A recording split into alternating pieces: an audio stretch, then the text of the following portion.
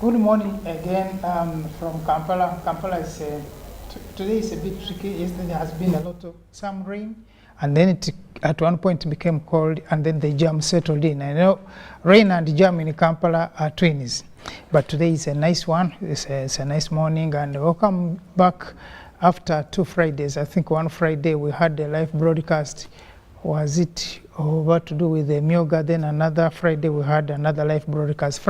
Live broadcasts are our problem these days, but it's also good that Ugandans are kept informed about what is happening around them. So today we welcome you again to this Pan-African Friday, a program that comes your way from UBC on Nile Avenue in the heart of Kampala here. And today we'll be also looking at a number of issues that are affecting or happening on this beautiful continent of Africa. With me in the studio, I'm joined by the usual panelist, Ndugu Rugarama is with me here. But also I have been joined by Ndugu Dennis Olodi, who is also a political strategist. We'll be talking more about that later.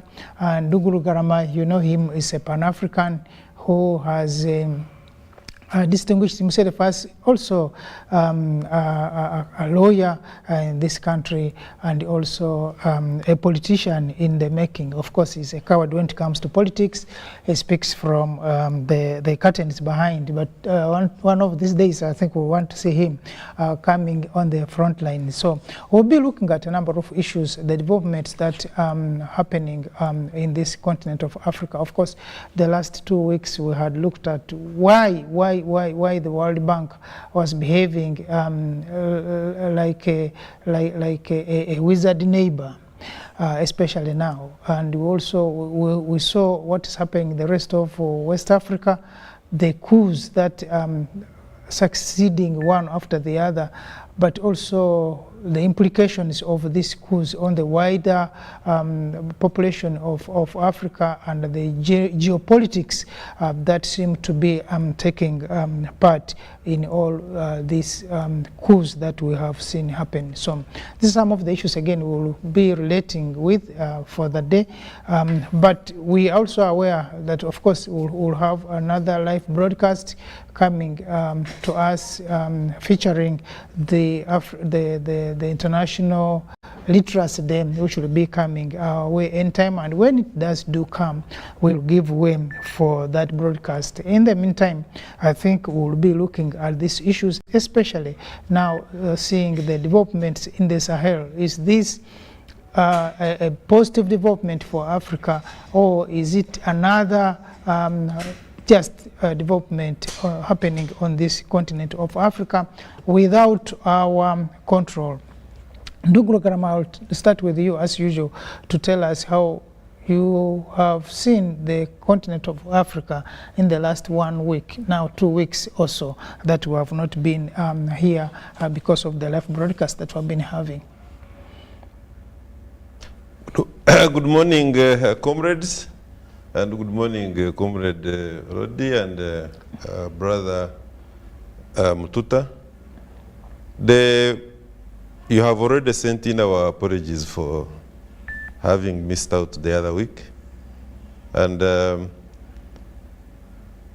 we were meant to discuss, I think, the presidential elections in Zimbabwe. Yeah. We wanted to carry out a deep analysis. I hope that today we are going to say something about it. The week, or for that matter the 2 weeks, we have witnessed on the continent the overthrow of they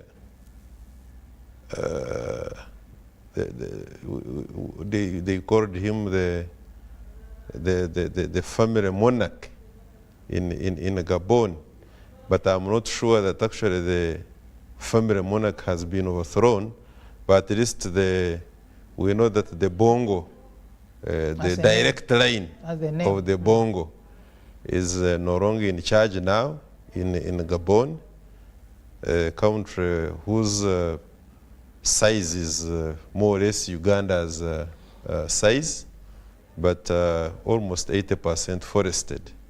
We also, around the same time, had the presidential elections and other lower level elections in Zimbabwe, where the famous crocodile, the big man during the reign of Uncle Senior Comrade, the late Robert Mugabe, emerged the winner. That is Comrade Mnangagwa, and our dear brother, Comrade Brian Kagoro, as we all know him, sent me a message that on the entire African continent, if I have ever witnessed an election, then I have never witnessed one as shambolic as the one we have just had in Zimbabwe. Those were his words, not mine. I also followed the same sentiments by SADC, and I think also the African Union about the same elections. Actually, Brian Kagoro went ahead to say that the crocodile, President Mnangagwa, deployed well over $1 billion to facilitate his comeback. Of course, Chamisa Nelson didn't have any kind words. So on the African continent, really, that more or less has been the week. And here in Uganda, we have had the president just last night address the nation about the state of security in the country with the bombs going off. But also we have had the political parties moving around the country. Of special interest, of course, has been NUB for obvious reasons. That it is arguably the biggest opposition in the country. It has very many MPs. I don't want to go into the nitty-gritties of whether really those MPs are NUP or not. On paper they are. So we leave it at that. Then we have had, finally, for me really, of course I'm sure my brother here will have his own set of views of what he has seen over the weeks. We have had, I saw a communication from our brother, Comrade Ibrahim Semujunganda, who is my MP by virtue of where I stay, communicate to the speaker that he wants to discuss prudent methods of governance in view of World Bank cutting off, threatening to cut off, I don't think they have implemented it, the financial support that we begin with the president, and we slash because his perception is that there are a lot of leakages and that we can stop that hemorrhage. And maybe finally, we have also witnessed, I made a comment last night on the front line, NBS, and I have seen people send me messages because I called in and the moderator read out my comment when I was praising Comrade OO, that his submissions last night were balanced and they were also well thought out. And that was in relation to his comment that the opposition will want to paint the government being dictatorial and sometimes also probably hatching some of these evil plans against its own people. And OO was like, but then that is strange because it is the duty of government to defend itself, all right, but also the public should not be gullible, because the same people who say such things, and he was giving out some of the examples, that these are guys who have been on security at very high levels, but they have come back and they are living happily. Now, really, if the same government, which was previously described to be that monster, now it is extending the kind of protection, then I think there is something about this government. And I thought that was a very good and balanced, among others, because he said so many things. So people were sending messages to the effect that, Comrade Rugaramu, were you really serious praising OO? I was like, OO, to me, and maybe a few other people in NRM government, I join their ranks because we are not very many who will say something because it is correct. If it is bad and it is within your government, you will say it and say, we are going to correct this. It is not good, it is our problem, we apologize, but we shall work on it. Now, the problem we have had, and I have said this over time as I conclude on my week, is that we have got, and you will forgive my language, majority of the people in the government, especially NRM, who don't appreciate the ideology, the NRM ideology, run a risk of being described as sycophants. I'm not saying they are. I'm saying they run a risk of being described as sycophants because they do not help the system by critiquing it positively and negatively accordingly, and also offering solutions. Now, if OO is doing it, to say this is what we are capable of doing, here we have erred, here we are going to improve like this, I think he deserves all the credit. That is my answer to those who Ndugu Olodi, how has been the week in the African context? Thank you so much. And who is, by the way, Dennis Olodi, for the viewers who are seeing you now? Oh, thank you so much. Dennis Olodi is a Ugandan, born and raised in the northern part of the country, that is Lira district.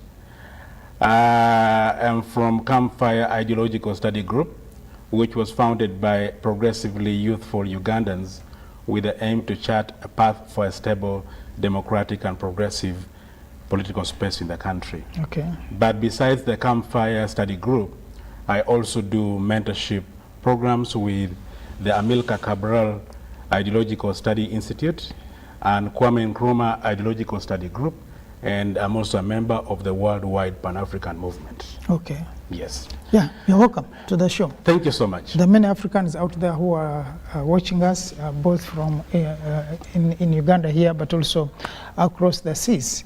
And so we are looking at a number of issues on the continent, of course, and you may have piqued interest in some of the developments that have been taking place in the 1 week we have been at least around this week. Yes. I think I will touch on 3 areas highlighted by my comrade. First, I will look at Zimbabwe, elections in Zimbabwe. Second, I'll go to Gabon. Third, I'll come back to Uganda. To start with, my colleague has highlighted quite a number of issues, ranging from electoral violence, voter bribery, intimidation by security personnel, and a number of things. And I think all these have been characteristic style of the electoral practice in Zimbabwe.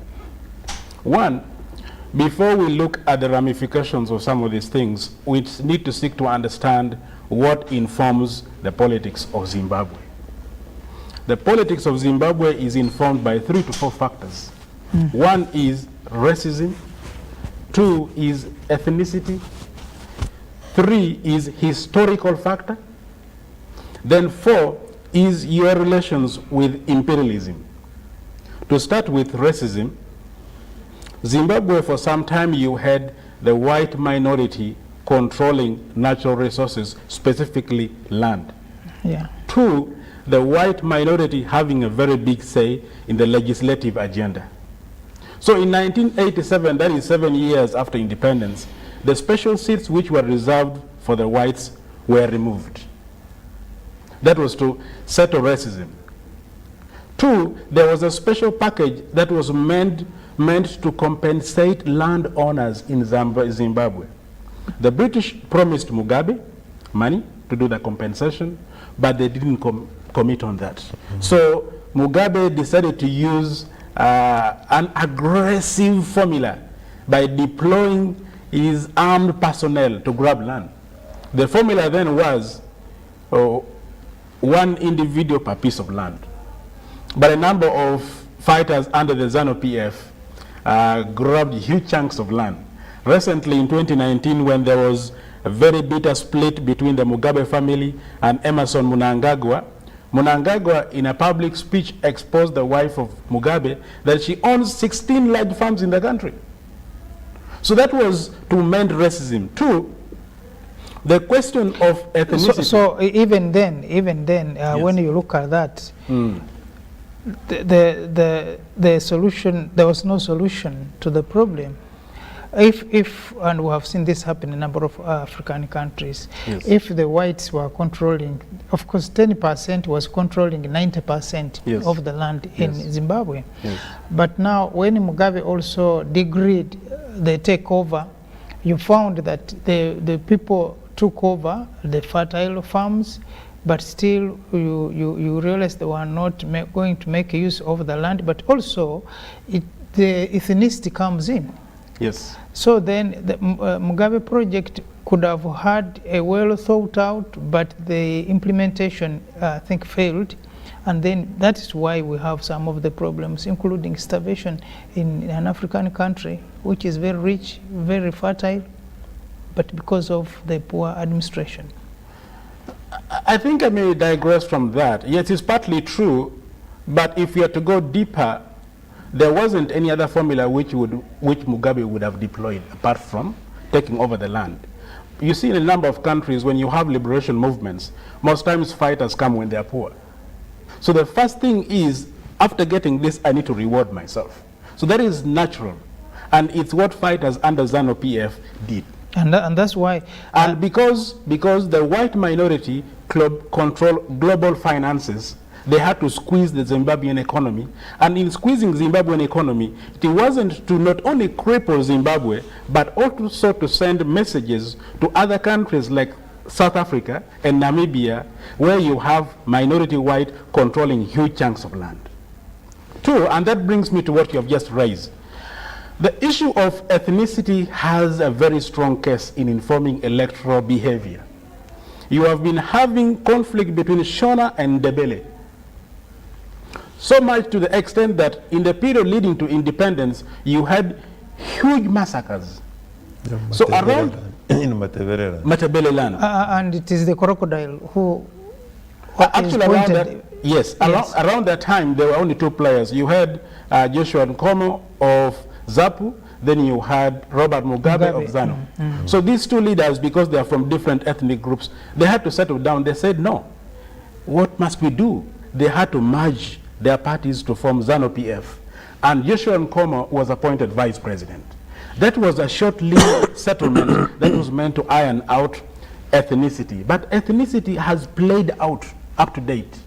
The third factor which informs the politics of Zimbabwe is your relations with imperialism. The imperialists continue to want to control the economy of Zimbabwe through sanctions if you don't comply, through planting politicians to disorganize your government, And it's on that basis that a number of meetings have been organized in Washington, D.C. in a bid to bring the warring parties, because imperialism will want to have a strategic advantage in managing Zimbabwe affairs. Sure. So then the fourth factor is historical factors. You have the regional fighters under the ZANU-PF who will want to continue to be in charge and also have their children in charge. These ones will always want to determine who comes at every electoral cycle. I should tell you this, in 2007, when we had elections in Zimbabwe, you had Morgan Tsvangirai contesting. I think some days after they were done voting, counting started. Immediately before the chairperson of the Electoral Commission could announce official results, the then Secretary General of MDC, that was Tendai Biti. Tendai Biti said as MDC they had won and there wasn't going to be any runoff. And BBC had to popularize this. And I should tell you, if you sit with Zimbabweans and even those within the ranks of ZANU-PF, they will tell you Mugabe sent a team to pursue negotiations with Morgan Tsvangirai team. Yeah. Negotiations were held for 2 days. On the third day, when General Chiwenga and Emerson Mnangagwa realized that Mugabe was pursuing a negotiated settlement, they had to block Mugabe. They asked him, why are you doing things behind our back? That is how powerful ZANU-PF and the generals in Zimbabwe exactly. can be. Yes. So the negotiation team from the ZANU-PF never went back to the hotel on the third day. And from reports, Chiwenga told Mugabe, we shall manage. Exactly. After some time, results were announced and they were supposed to go for a rerun. In the rerun, they had to meet a lot of violence to the extent of forcing Morgan Tsvangirai to pull out of elections. So around that time... And just not forcing him, beating him out of elections. So Morgan Tsvangirai had to exit. So now you saw, from that time, Mugabe had to make decisions. In fact, Mugabe was a victim of his own power. Exactly. He wasn't the architect of his actions, but a victim of the power that he had created. And that is a problem with many African countries, not only African countries, Latin America and South Asia. Sometimes you will see leaders' actions and you think they're coming from individual thoughts, but sometimes it's group interest. So Mugabe was forced to pursue interest of the fighters of ZANU-PF, but at the back of his mind, he wanted the transition to happen. And later, when Mugabe was removed in 2017, ordinary Zimbabweans took to the streets to celebrate the fall of Mugabe. Of Mugabe, yes. Not knowing that the very people they are celebrating for having grabbed power from Mugabe were actually postponing qualitative change. You are now talking you have already crossed over to Gabon. Actually, yes, let me cross over to Gabon. A number of factors inform what is going on currently in Gabon. Sure. You have had a number of activities. You have had the army takeover in Niger. We have had the army takeover in Gabon. Contrary to what is happening in Niger, in the case of Gabon, it is about the Bongo dynasty. In Niger, it is about opposition to the French influence. Yeah. So in Gabon, we have to understand that their electoral practice has been characterized by one, coups. At every election, people go to participate with Plan B. Two, the influence of the Bongo family. Three is the French influence in the mineral-rich small country. So all these factors inform the conduct of elections and politics in Gabon. So you heard some time back, after independence, the two post-independence leaders in 1964 disagreed. Later in 1968, you had a negotiated settlement that saw President Ba come together with Omar Bongo as vice president. And according to the constitution, which was amended around that time, in the event that the president happens to exit office or dies in office, the vice president becomes president. And that is how Omar Bongo ascended to presidency. And from that time, he realized that the best way to sustain or consolidate power was to form a very strong alliance with the French government. So he would allow the French to access mineral wealth in exchange for weapons. And the weapons kept him in power. Now, recently, after heated elections, you saw what happened. The only time that he faced very stiff competition was when the former prime minister under his government decided to leave government, and he bolted out and contested, similar to what we had in Uganda in 2016, whereby you had JPAM bolt out of government to contest against President Yoweri Museveni.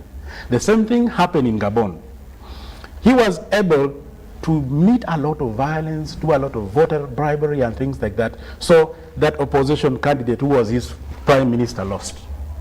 So after this overthrow, yesterday at the inauguration, that prime minister who had exited government has been appointed the prime minister today.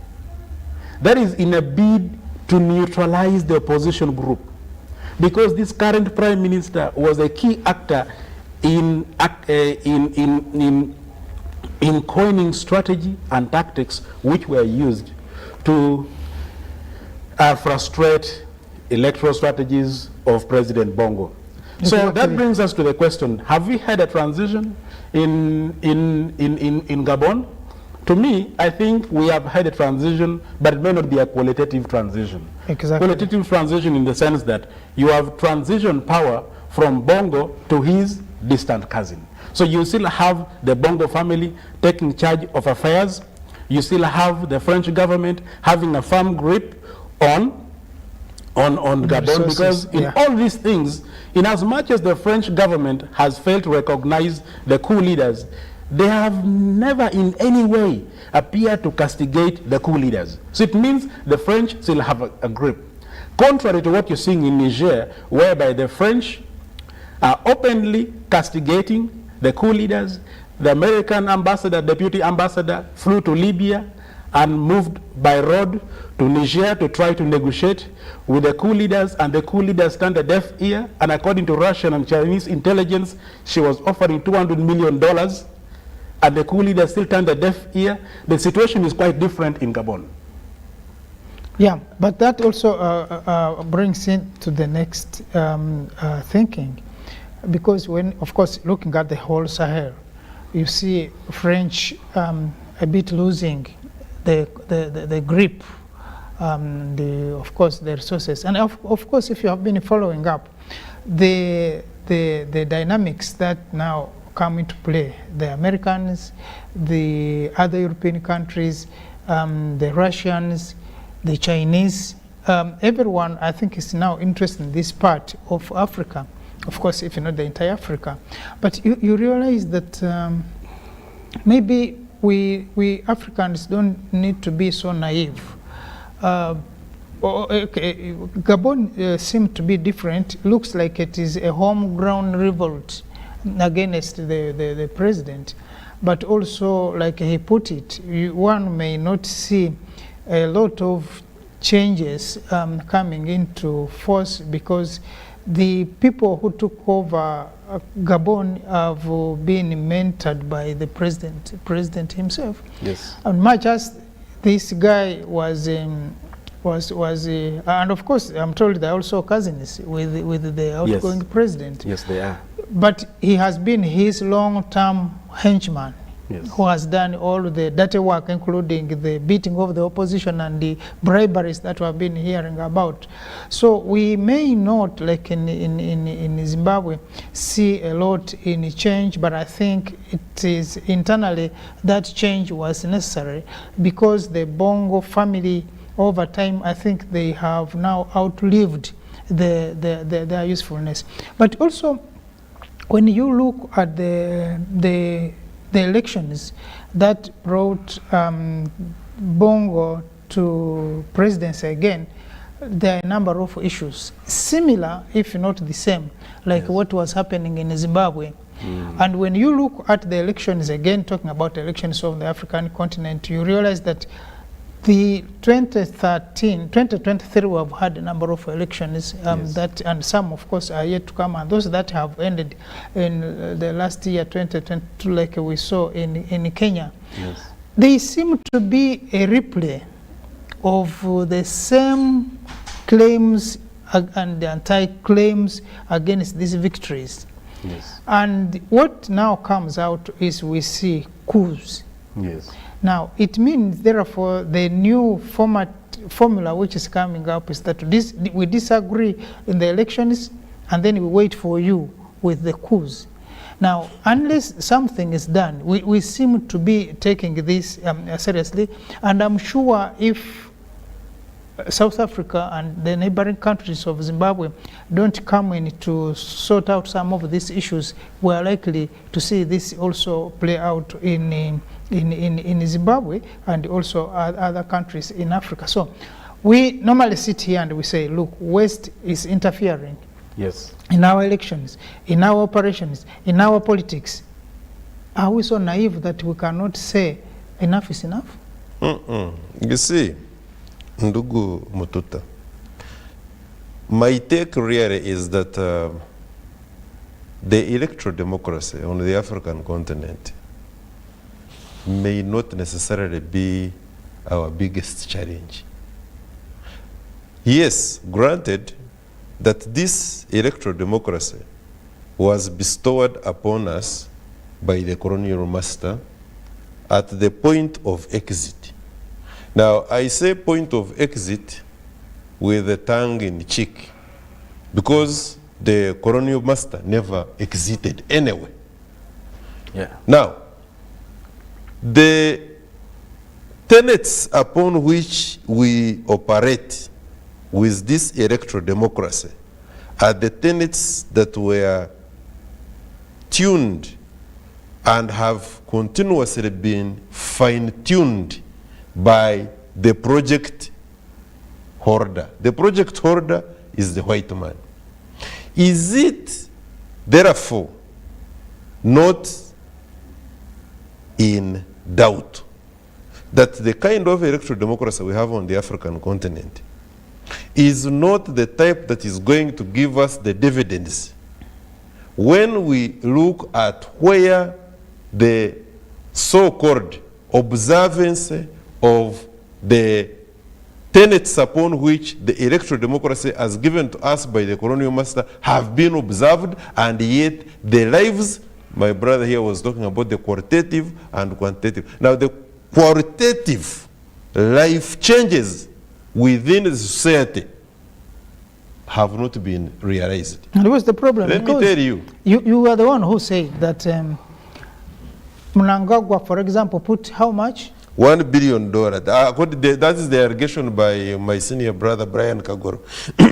But of course, you see, when you go deep down, the situation in Zimbabwe, I am glad that my colleague here has tried to historize the problem.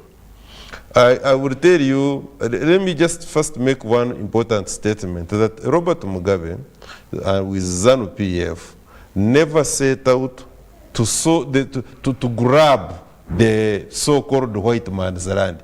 There is no white man that came with land in Zimbabwe. That's true. So there is nothing like grabbing the white man's land. It's the white man's land that grabbed the native land. The white man grabbed the native land to start with. Now, Robert Mugabe and ZANU-PF were courteous enough, diplomatic, to negotiate with the grabbers, starting with Margaret Thatcher, that we can have a smooth way out here. I think it started with John Major or Margaret Thatcher, around there. Yes, yeah. And then there were systems set in place. The British never honored anything.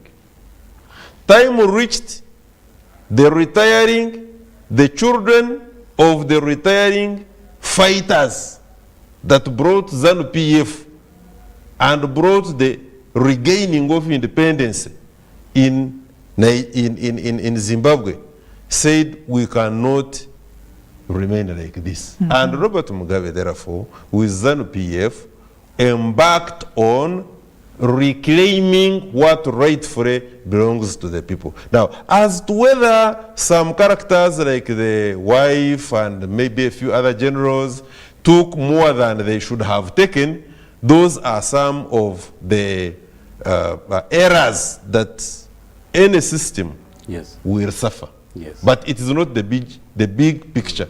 Because I will tell you that now as we talk, Zimbabwe, probably if you allow me just a little bit of time here to make this point. Zimbabwe now is in food surplus. The kind of, the amount of food it is producing is in surplus now as we talk. Now, if the redistribution of land was a problem, we should not be looking at the food surplus situation in Zimbabwe. Now, having rested that point, the democracy, the electoral democracy, when you look at the true definition of what an election is, going by the Oxford Advanced Learners Dictionary, going by the practice and of electoral democracy and elections as we know it, is not an event. It is a process. The challenge we have is that this not being organic electoral democracy on the African continent, there will always be a clash between the revolutionaries, like it is in Zimbabwe, ZANU-PF, and those who are suspected or are actually doing the bidding of the colonialist. Morgan Shangarai was canonized a stooge and somebody who was doing the bidding of the British. That he was a project of the English. He wanted to come to power. He was being sponsored by the English for purposes of undoing the gains of the ZANU-PF. He was fought that way. My young brother here, Nelson Chamisa, is suspected, and even the insiders themselves, they will say, this young man is, we are not sure that he's actually not to, the moment he takes power, he is not going to undo what ZANU-PF over the years has gained. That's what is also of interest is, Chamisa's political party has won, when you look at the Matebele land, for instance, yes, a number of seats, and they have already been sworn in. The MPs have sworn in, the councillors have been sworn in. Now, he comes and discredits the entire electoral process and the outcome of the process. But there is no bold stand from his party to say, we are even not going to swear in.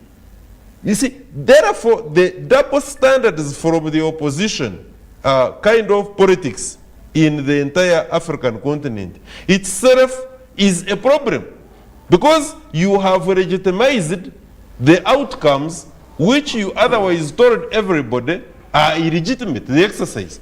Yeah, because the other issues that comes up when it comes to that, because like when you look at the issue of now of South African and the whole of South Africa actually, but specifically now in Zimbabwe, maybe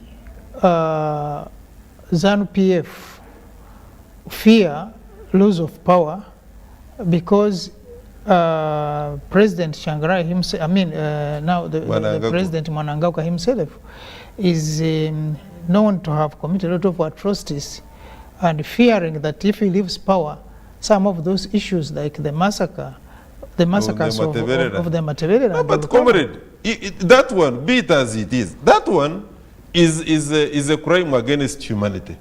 Even now, by the way, anybody can refer him, including the Zimbabweans or anybody outside Zimbabwe, can refer him to ICC. Nothing stops them from doing that. But you see, that has been used by, unfortunately, some of our people on the African continent. And I will not shy away from saying who probably are being used by the white man. The white man machinations are that they will create such a court like ICC where consistently they will be referring people who certainly they do not agree with on the African continent, who are not doing their bidding and elsewhere.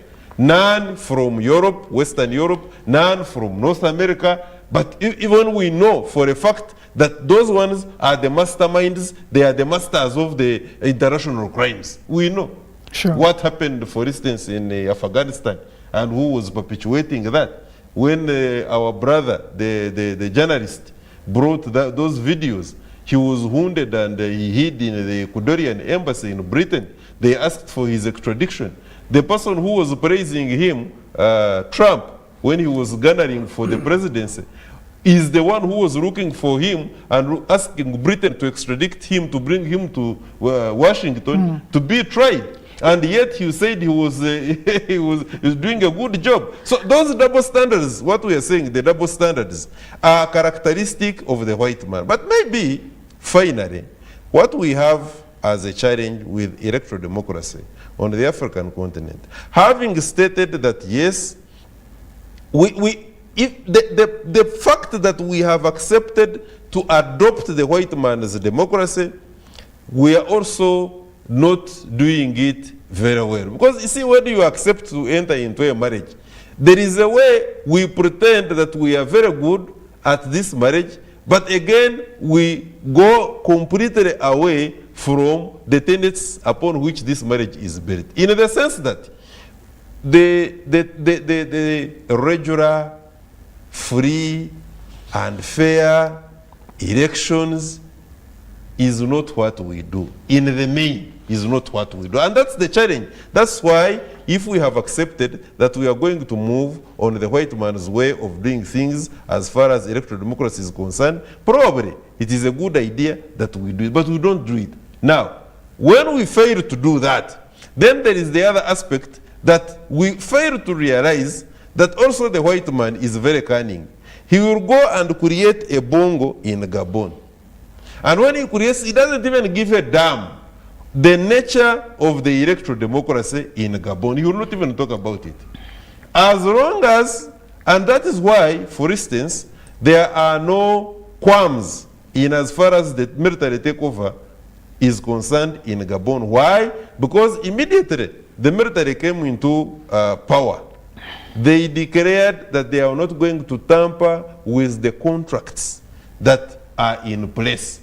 France is not bothered with that. But France is very much bothered with what is happening in Niger because there is a complete reversal of the pact for continuation of colonization. Yeah, but also the other thing, if I were France, I would also be concerned, is that the leadership now, the military leadership in Nigeria have come up to say that they would rather work with Russia openly and the other countries than France. So I think France will be so concerned. But by the way, I've liked the takeover in Gabon. In Gabon. It seemed to be homegrown.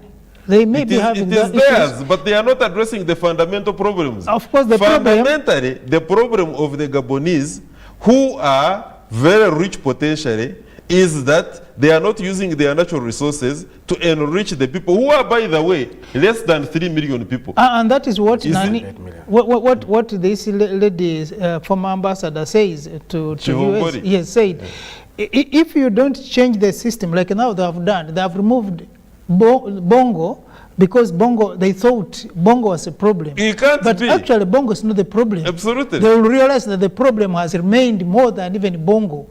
So in the next few years, you are going to see this also play back exactly what has been happening.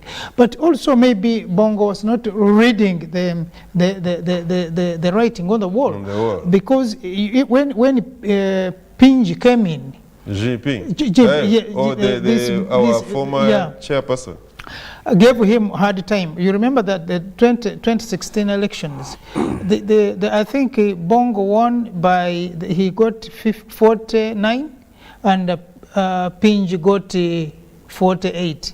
Now, that was a very disputed election. And the way it was announced, when they asked the Electoral Commission, say, look, display the results, the chairman of the Electoral Commission said, we are not under obligation to give that public. Now, those suspicions have been building over time. around the same time, remember, from those elections is when the parliament of Gabon was set on fire. It was burnt to the ground. Burnt.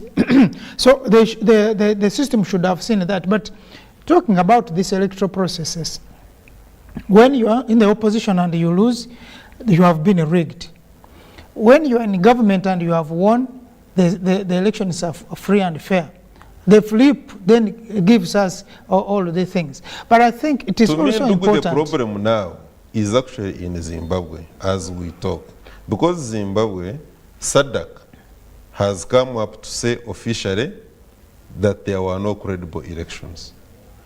African Union has maintained that the exercise was riddled with a lot of irregularities. Exactly. Now, you know that SADC, which is the Southern Africa Development Forum, member states, the neighbors, Malawi, Zimbabwe, and yet Zimbabwe, by the way, is supposed to take on the chairmanship. Exactly. The next. This is the next and it is going to be handed over by Hakainde. Hakainde, who is the president of Zambia, and he is a product of the opposition politics. Exactly. The chairperson, the chairperson is from of the observer mission of SADC, is from Zambia. You should know the spokesperson, official spokesperson of Zimbabwe, what he was telling. He was not turning his guns on the observer mission from SADC, but he was directly addressing the chairperson of the observer mission, who is a citizen of Zambia, directly, and with a barrage of words, a lot of English there, not friendly at all. Now, it becomes a problem that if the surrounding countries, SADC bloc, are saying, it was not credible. Exactly. Now, you have the African Union also saying, but it was riddled with a lot of irregularities. Then you will have, how is Mnangagwa going to comfortable? But you see, the other challenge is, again, when he was being sworn in, you saw the presidents, there were presidents who came and attended. That's now the problem. When we come back after this break, we are going to look at this club of equals. Is it the problem of Africa now that we can still disagree behind the scenes, but come up smiling, say, look, this is what we can support? I think we'll be looking at this when we are going back off for a short break, but we shall be back to look at all these issues and see the way forward for the electoral democracy on the African continent. Thank you. Don't go away.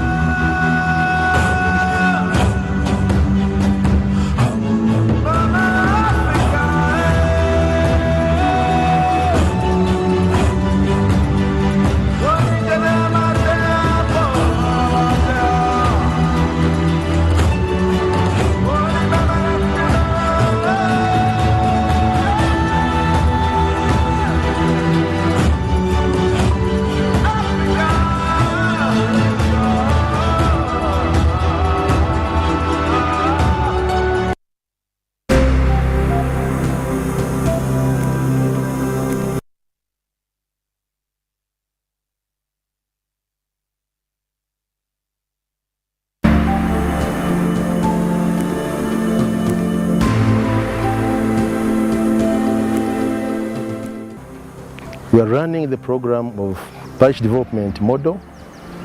That is a model, a strategy that is supposed to enhance wealth creation by engaging 39% of the population that is not into the money economy. So far as a district, we have 56 parish development circles, and they have accessed funds. Last year we received about 560 million shillings, of which we have disbursed that money to them, and each beneficiary receives a maximum of 1 million shillings.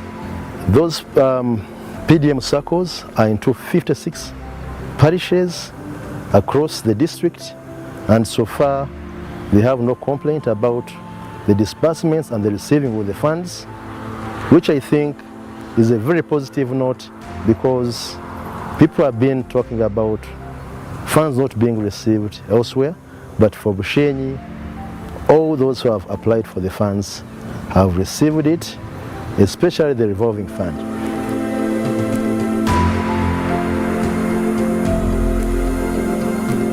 Pick of the day on UBC. One-on-one with Michael Jordan Lukomwao. A weekly face-to-face conversation focusing on accountability, inspiration, information, and sensitization of the public from the various sources, such as inspirational profiles. Having disability is not inability. Every Friday 9 p.m., it's one-on-one with Michael Jordan Lukomwao. Don't you see anywhere that you would give a credit in the fight against COVID? My role as the owner of the country is not to, be preoccupied by giving credit to my servant. We have said that if we are to talk to General Museveni, there must be certain conditions in place. Is it true that you paid 5 million shillings to MPs that voted for? Was brought to you by MTN Momo Pay is the easy way to pay. Dial *165*3# or use the MTN Momo app. You don't need cash. MTN Momo Pay is safe and free. This week. UBC is the national public broadcaster. We educate, inform, entertain, and inspire our audiences. You can watch us on free-to-air channel 001, DSTV channel 282, GoTV channel 371, Star Times channel 201, Zuku TV channel 20, and Azam TV channel 350. Even when your subscription expires, you can still watch UBC for free on your pay TV platforms. This weekend on UBC. I was in Hong Kong, and as she's closing her eyes praying, I walked in and just sat in front of her. She felt the power of God fall upon her, and God told her, your husband is in front of you. So she opens her eyes and sees me, and I'm black, and she says, no. In Germany, sometimes some people are a bit like low-key racist. We who went there for the wedding in Cape Verde, we had a problem with that language barrier, and you put on a kanzu, they ask you why you're putting on a dress. But the main issue is God. You have to pray. And the cultural difference between Asia and Africa is far stretched. If you understand someone despite them being white or African, something can work out. It's easy to adjust to European culture. It's easy to adjust to American culture because this is what you're seeing. Not been much of Asia. Not much of Asia. Their culture is quite different. In Africa, there is this male-dominated world where women are all restored solo. God told me, you need to stay in Hong Kong. And she was there. She said, I believe you'll bless my city. This weekend on UBC.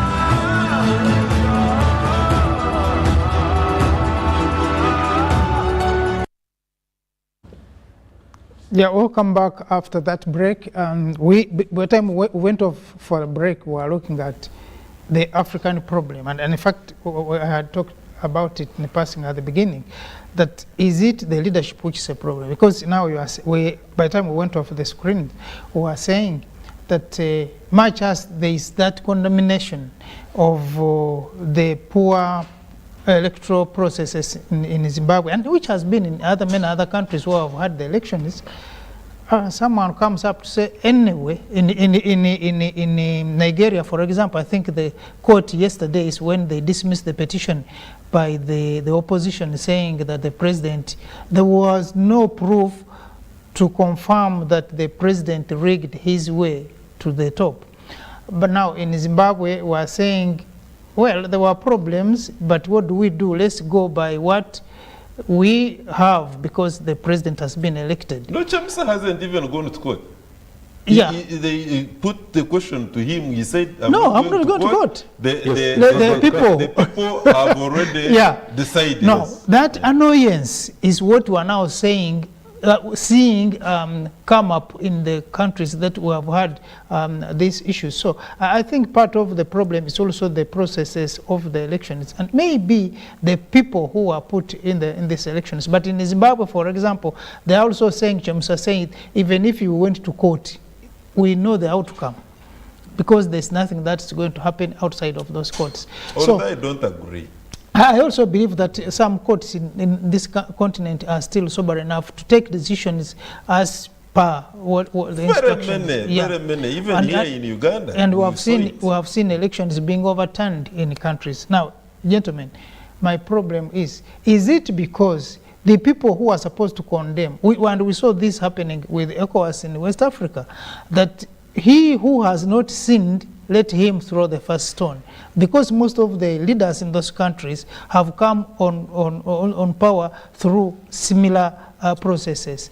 Are we failing as Africans because we have the leaders, or because most of the agencies that are supposed to monitor and also implement these democratic policies are only the heads of state themselves, and also have issues back at home? Let me come in. I'll start with Zimbabwe. A number of things have happened from the time electoral results were announced. First, by the South African President Cyril Ramaphosa attending that inauguration that helps to legitimize re-election of President Emmerson Mnangagwa. Two, the President of Zambia, who is supposed to be the next, who is the chair, has also participated at the inauguration, and that alone helps to legitimize the re-election. SADC report is dead. Then the report is dead. African Union report is dead. Three, what is happening? So my worry is now. What is happening domestically is the fact that within the ranks of the ZANU-PF, we have been popularizing the apparent split between the Mugabe family and the historicals. But the fact that Grace Mugabe, together with her firstborn daughter, attended and even had a hug with Emmerson Mnangagwa, that has really demonstrated that they are back in the fold. And remember that Grace was the one running after Mnangagwa to exile until he came back. So that means Grace Mugabe, together with her political team and loyalists led by Jonathan Moyo, will now come back to the fold and consolidate the ZANU-PF. Exactly. Three, the fact that CCC under Nelson Chamisa have had all the members of parliament and councillors sworn in. That means they have legitimized the re-election of Emmerson Mnangagwa. Chamisa is alone. So because in that election, I think the opposition has half in parliament. Actually, what they have is Nelson Chamisa has 73 members of parliament. Yes. Then Emmerson Mnangagwa has 136 MPs. Exactly. Then when it comes down to the lower levels, where you have 9 provincial administrations, they have taken over, I think, chairmanship of only about 4. So that really shows you the firm grip that the ZANU-PF has in the peasantry. So Zimbabwe is heavily populated in the rural areas. And if you saw the performance of ZANU-PF, most of their electoral seats which were won were in the rural areas. Of course. So that is a very, very, very big challenge for CCC under Nelson Chamisa. And you see, and that is a replica of what happens in the opposition in Africa. Actually, for Zimbabwe, it has been like that. Their mainstay has always been in the rural areas. Yes. And that has also got a message. It is not only in Zimbabwe, also in other countries on the African continent. And the reason why revolutionary movements have a very strong base in the rural areas is because for you to launch a successful guerrilla struggle, you must start in the rural areas. Yes. The town people are easily taken by material benefits. A sitting regime easily bribes them. It is a reason if you're competing against a sitting regime, it is just a matter of throwing 500 million in the ghetto and they will get fragmented. So most revolutionaries start their wars in the rural areas. Then the rural areas, because what they value most is land and maybe their marriage. So once they have put up a strong resistance against a sitting regime, those in the urban areas are easy to absorb. It is a reason many of them continue to maintain firm grip in the rural sides, because even in the rural sides, in terms of ideological orientation, it is so easy to implant your ideological underpinning in the rural populace compared to the urban areas. Urban people face problems of electricity, water, food, sanitation, and they're easily broken. You're also looking at this, when you look at the coups that you have had, including Sudan and in the Niger and these other countries. Yes. You realize that most of the military officers were trained by the United States of America. Yes. What do we learn from there? It is not the first time. You see, first of all, we have, and this is what our senior Pierre Lumumba has already said, we lack faith in our own institutions. I have always argued, and I will repeat it here on this show, that the members who go outside and train in these so-called big world global universities, Harvard, Oxford, Yale, or whatever it is, Stanford, there is great need when they come here on the African continent for us to develop the academies whereby we can panobit them into applying that knowledge to fit directly in the problem solving of Africa. Has got its unique problems. And we need, yes, those qualifications, you can get the ideas, but we need to fit those ideas. That knowledge of yours must be Africanized to make sure that you are able to see the African problem using the African lenses. The problem we have with those military generals, you are saying, when they reach there, there is always, it is highly suspected, and now it is almost being confirmed as truth, that there is always training on how to overthrow governments. There is that on how to overthrow governments. Yes. Yeah, so, when we have a problem of the overthrow of democratically elected. Exactly, because that was the other question, that maybe these people are trained on the tenets of democracy, which is different from the way we see things in Africa. But also, you know, when you look at these, call them chaps now, they are not the ordinary military people we had known in Africa, because the past regimes, in the past times, we have had military people, there are many types, who have grown up in the ranks of the military, in the army, but not elites to the extent of going to this university you are talking about. So these people who have now gone into this university, who again come and overthrow, like Amin was used to overthrow Obote here, is that the point you are making? No, I mean the interpretation of now the democracy is becoming dynamic when the army has now joined the elite group from the past, when the army were people who have not gone to school so well. But now they are changing this dynamics, that the guys have now gone to school and they have learned, and you can now not maybe keep them the way we used to have the army in the Africa in the past. Our biggest problem on the African continent is one. I will make just a statement and maybe leave it at that. The problem we have on the African continent, like I said, is not the kind of electoral democracy. The problem we have is that what the colonial master left is still at play There is great need, therefore, in our nature of democracy to make sure that we carry out a revolution to do away with what the white man left, in as far as it does not rhyme with sorting out our own problem.